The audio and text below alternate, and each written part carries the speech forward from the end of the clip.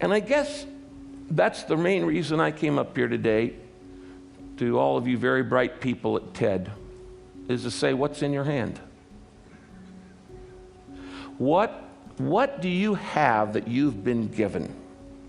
Talent, background, education, freedom, networks, opportunities, wealth, ideas, creativity.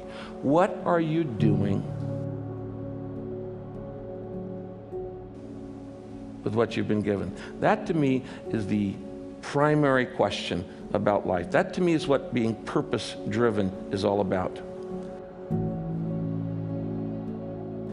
In the book, I talk about how you're wired to do certain things. You're shaped with little acrostic: spiritual gifts, heart, ability, personality, and experiences. These things shape you. And if you want to know what you ought to be doing with your life, you need to look at your shape. What am I wired to do?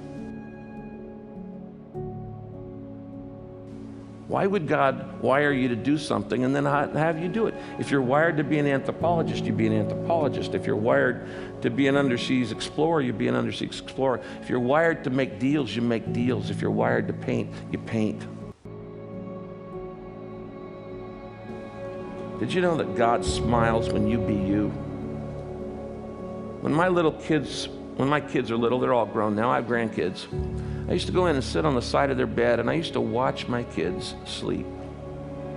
And I just watched their little bodies rise and lower, rise and lower. And I would look at them and go, this is not an accident. Rise and lower.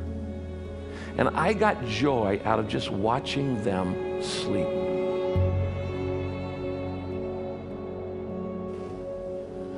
Some people have the misguided idea that God only gets excited when you're doing, quote, spiritual things like going to church or helping the poor or, confessing or doing something like that.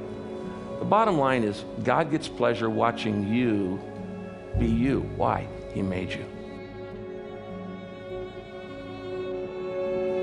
And when you do what you were made to do, he goes, that's my boy.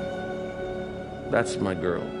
You're using the talent and the ability that I gave you.